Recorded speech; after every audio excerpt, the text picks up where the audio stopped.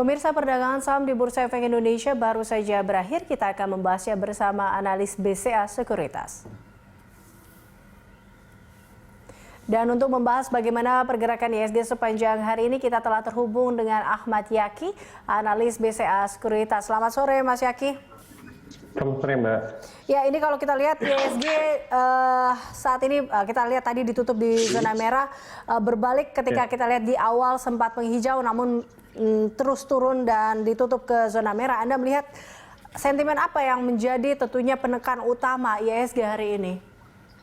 Menekan utama ISG lebih cenderung sih sebenarnya profit taking dan minimum katalis, karena kan minggu ini juga nggak ada data yang didukung. Plus kemarin juga kalau dilihat di closing Jumat, market US cenderung flat dan profit taking juga ya. Jadi memang belum ada kata positif yang kuat untuk ISG untuk pick up lagi ya. Selain karena memang udah mencapai resisten atasnya di 51 sampai 540-an. Oke, baik. Tapi kalau kita lihat apakah ini juga menjadi salah satu dampak, atau kita lihat sentimen-sentimen seperti COVID juga ini masih menjadi sebuah pengaruh yang besar nggak sih sejauh ini? Iya, di market luar itu masih sangat terpengaruh, terutama di US kan, karena beberapa negara bagian udah mulai mau menutup untuk bisnis sektor realnya seperti restoran dan mall. Jadi memang ini memberikan kekhawatiran kepada investor bahwa pemulihan ekonomi tidak akan lebih cepat, walaupun kalau dilihat dari data yang sudah dirilis, China sudah recovery ekonomi sudah lebih baik daripada sebelumnya. Cuman orang masih berpikir dengan tingkat pertumbuhan infeksi yang masih tinggi, ini masih cukup panjang untuk recovery ekonominya sih. Oke. Nah, ini bagaimana juga pasar melihat terkait dengan penanganan COVID-19 di Indonesia sendiri? Kita tahu juga beberapa negara juga melakukan penanganan dan ini juga cukup mempengaruhi pergerakan bursa mereka. Dan di Indonesia sendiri seperti apa, Mas Yaki? Apalagi Presiden juga telah menetapkan Satgas terkait dengan pemulihan ekonomi dan juga kesehatan ini. Ya, kalau dilihat dari program-program yang udah dicanangkan pemerintah sampai saat ini, kebijakan semua pemerintah, stimulus dan kebijakan lainnya, harusnya memang ini udah cukup baik ya, dalam artian insentif untuk tenaga kesehatan, terus juga bantuan untuk tenaga kesehatan, dan anggaran yang diberikan untuk penanganan COVID-19 sebenarnya sudah cukup bagus.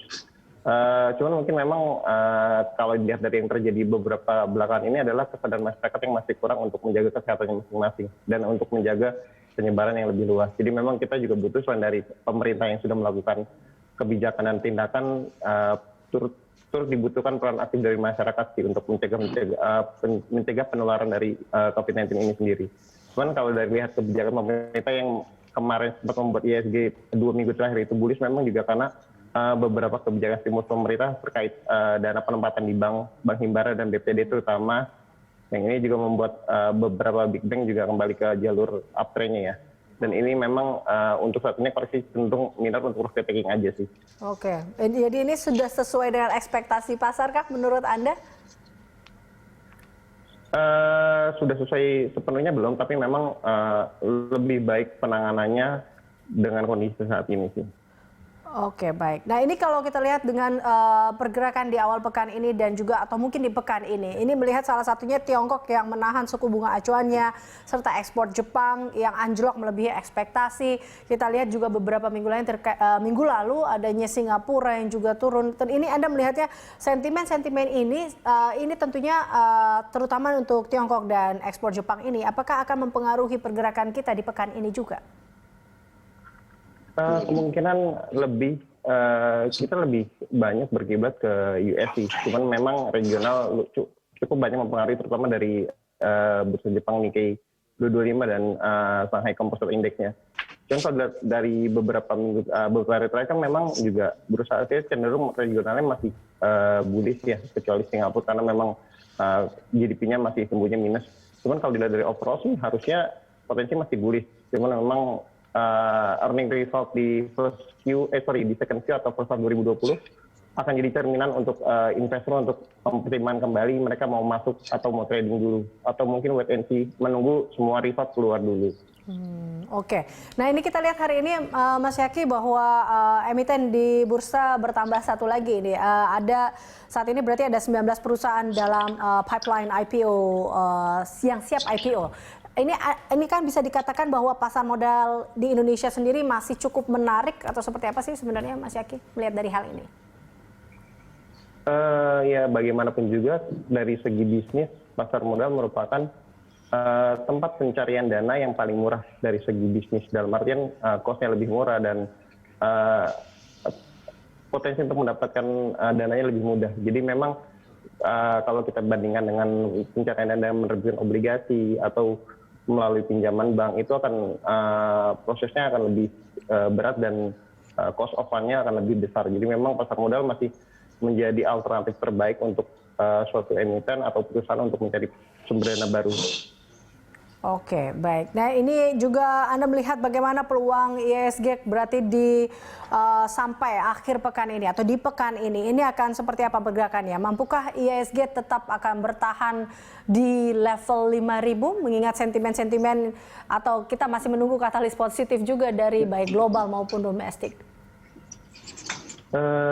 Kemungkinan ya Mas ya akan menunggu sentimen dari regional dan global juga, karena memang kalau dilihat di akhir bulan ini belum ada katalis dari regional dan global yang bagus, kecuali besok tanggal 23 Juli initial jobless claim-nya US dirilis lagi data tenaga kerja. Kalau membaik mungkin itu akan menjadi katalis booster buat market US dan Indo juga. Cuman kalau dari regional sendiri baru ada data ekonomi rilis kan di awal bulan, dan itu kemungkinan masih cukup panjang. Cuman kalau dilihat dari pergerakan minggu ini harusnya IISG masih bisa bertahan di atas 4880 sampai 4940-an untuk supportnya, dengan resisten masih di 51 sampai 5140-an. Karena memang secara umum overall trend IISG daily weekly masih uptrend, cuman memang sudah memasuki area jenis belinya.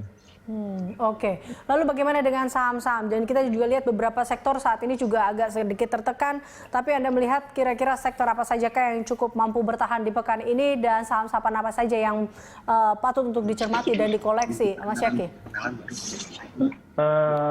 Mungkin yang harus dicermati adalah sektor banking, karena memang kemungkinan yang akan rilis duluan laporan keuangannya, kalau dilihat dari siklusnya, banking akan diawali atau jadi pembuka untuk rilis laporan keuangan, lalu bisa beralih ke sektor basic industry seperti Astra dan semen. Jadi memang dua sektor ini akan menarik sih kalau memang koreksi lumayan ya, cukup dalam. Jadi memang bisa untuk support di area bawahnya.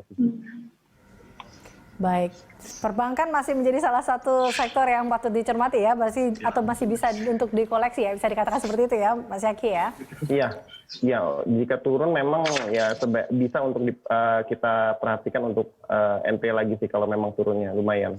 Oke, baik. Terima kasih Mas Yaki telah bergabung bersama kami pemirsa. Ahmad Yaki, analis BCA Sekuritas.